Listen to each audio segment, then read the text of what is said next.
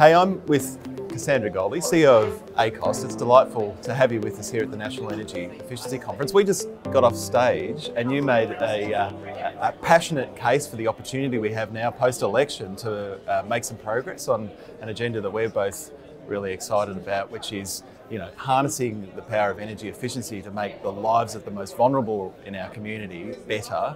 And why are you so excited about this moment? Look, I was thrilled for ACOS to again be on stage with you and the Energy Efficiency Council, because as you say, we can both see with our different constituencies how important it is for us to get the traction that we need to drive the best of energy efficiency opportunities right through the Australian community. There's no question that that election result spoke to all of us to say we want great ambition. Emission reduction is really important. We want action on climate change, and you and I know that one of the best ways we can help to do that is to actually fix the living conditions that people have got the least, to make sure that those homes, those rental properties are livable, that they're decent, and the technology options we've got available to us now. I mean, there's no excuse actually, but of course we've got to come to a new government with a fresh sense of what's possible and to build on that momentum over that election, I think. Yeah, it's really important. The thing that always exercises my mind is that we're going to be working through this transition over the next 15, 20, 25 years. It's really important that we maintain the social licence and we bring the whole of the community along with us. And there's a real danger if we don't focus on the most vulnerable parts of the community, that they get left behind. The wealthier households are able to invest in the thermal performance of the building and electrify their appliances. They've got the solar on their roofs, but what happens to the renters? What happens to the folk in social housing? And it's a big job, right? There are a lot of folk that don't have the means to invest in that. But the other thing I'm excited about, which I was super glad we got to this, is that by supporting those households on that journey, it's an opportunity for government to build the skills base and the trades base to make sure that we can fix all the buildings in Australia and get them to a level of quality that we can all feel comfortable with. That's right. Look, there's no question it was a cost of living election, wasn't it? Remember that? Well, that hasn't changed today. And, around Australia, we've got about 1 in 3 households, they are renters. On average, rental costs have gone up by about 20% in the last 2 years in regional Australia. That is really chronic for people. And for people on lower incomes, their incomes haven't grown at the rate of inflation. So there's a real hip pocket imperative here for us to do what we know we can do to reduce the size of somebody's energy bill, to make it more affordable for them. And as we transition the big energy systems, we know that wholesale pricing will vary. We've got external factors that are driving some of that. There are some things that we won't be able to deal with in a policy way with government, but energy efficiency, making sure that people in those low-income rental properties in community and public housing are actually doing the very best when it comes to reducing the size of their energy bill, because first of all, we reduce emissions. Second of all, it means people can spend more money on food and keeping a roof over their head because their energy bill is not through the roof. And third, of course, is it means healthier lives for people, because we do know that one of the size of the energy bill is what alarms people a lot when you're on very, very low incomes and in really expensive housing, rental properties.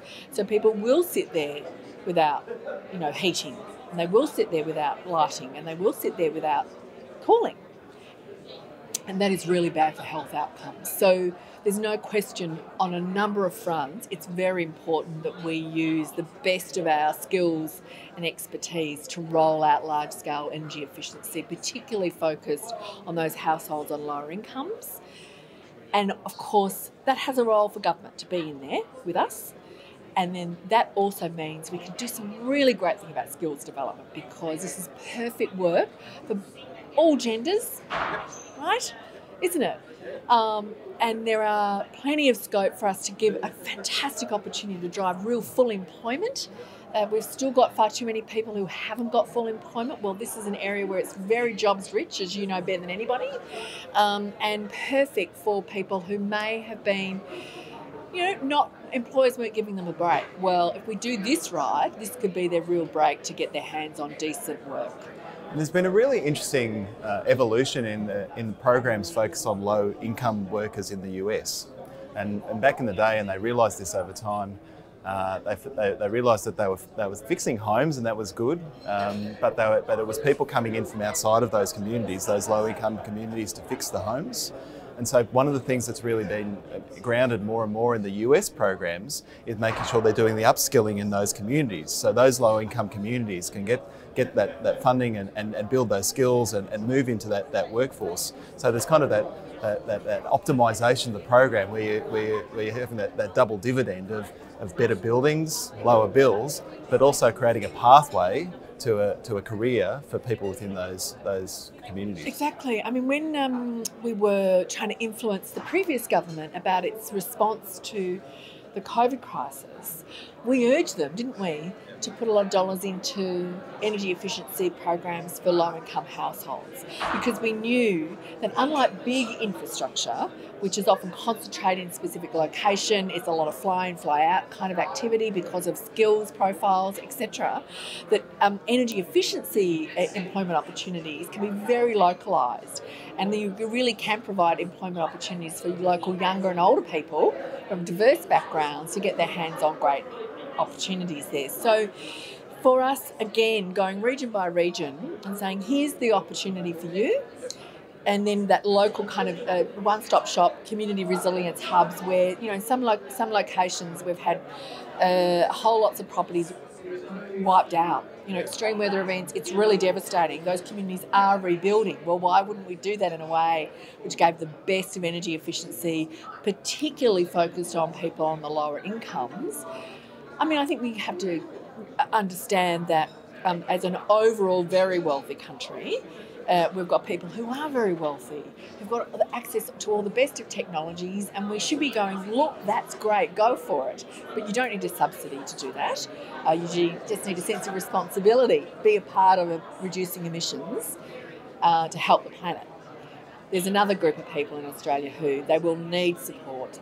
We will need to do policies like minimum mandatory energy efficiency standards for rental properties. No question, we have to get there soon. No question, we need that sort of mandatory disclosure about the rating of your property so that it's transparent about how badly behind you are if you're a property owner, and therefore what's needed to get it to a standard that it should be.